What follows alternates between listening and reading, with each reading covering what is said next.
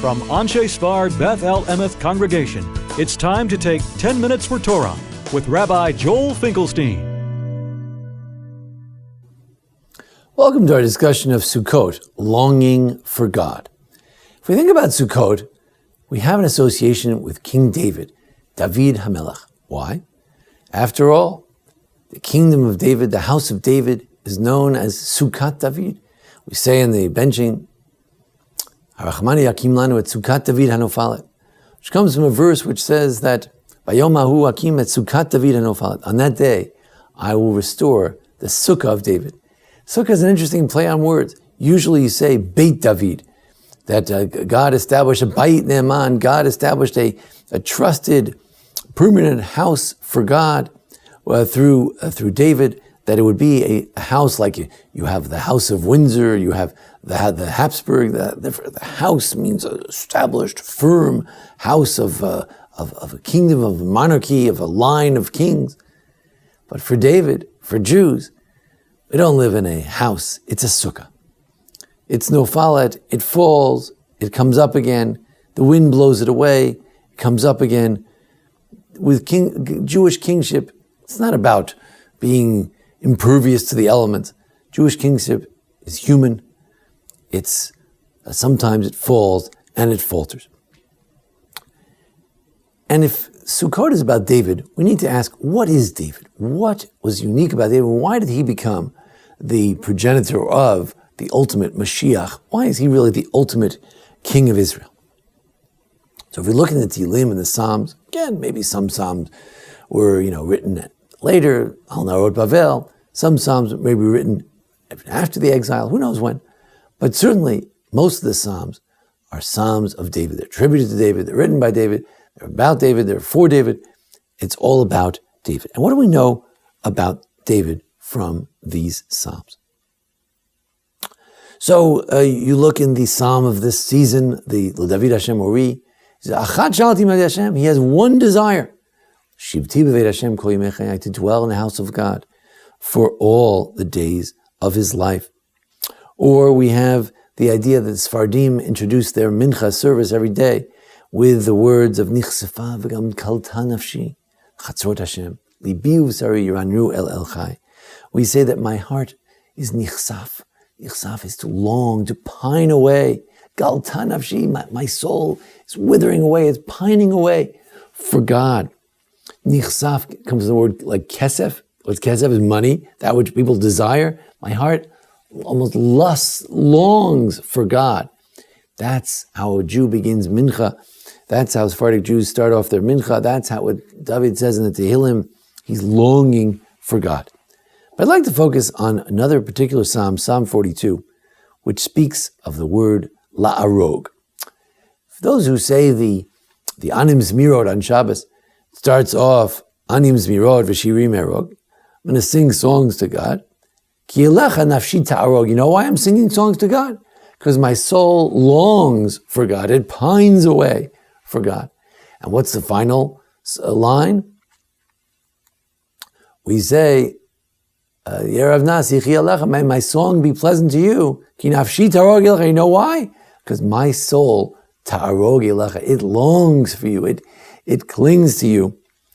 It clings to you. It all comes from Psalm 42. Psalm 42, it says, Ka'ayal ta'arog afli kemayim, kein nafshi ta'arog elecha elokim. That just as a gazelle, a deer, a hart, it sort of brays, it roars, it moans, it goes to a brook looking for water, and it makes a certain sound. And that sound is like a special sound that a deer makes. And with that, it's like a prayer to God. Says Rashi, then all of a sudden the brook sprouts up. He's looking for God, he's longing for God. He makes this sound, and then then God is nice to the gazelle, and sure enough, the spring comes up out of the ground. So too, my soul is not longing for water, but I'm looking for you, God. I'm longing for you. And what's the next verse? It's a verse that Ibn Ezra made a song out for Shabbos. My heart thirsts for you. And what does Rashi say? You know what he thirsts for? My heart thirsts and longs to go to the temple. When? In Shalosh Regalim, on Pesach, Shavuos, and Succoth, my soul longs for you. So it's interesting. My heart longs for you like a gazelle longs for water. My heart is thirsty for you, for the temple, for going to Jerusalem. Rashi says when the heart, the deer longs for water, God brings up the water. When a person comes to the temple and longs for the temple, then the water comes. After all, Sukkot, on the surface of it, is not about water, but actually it's all about water. It's about the lulav and esrog sounds like water. Many of the Hoshanos that we say as we go around the shulchan every day in the shul, it sounds like we're actually praying for water.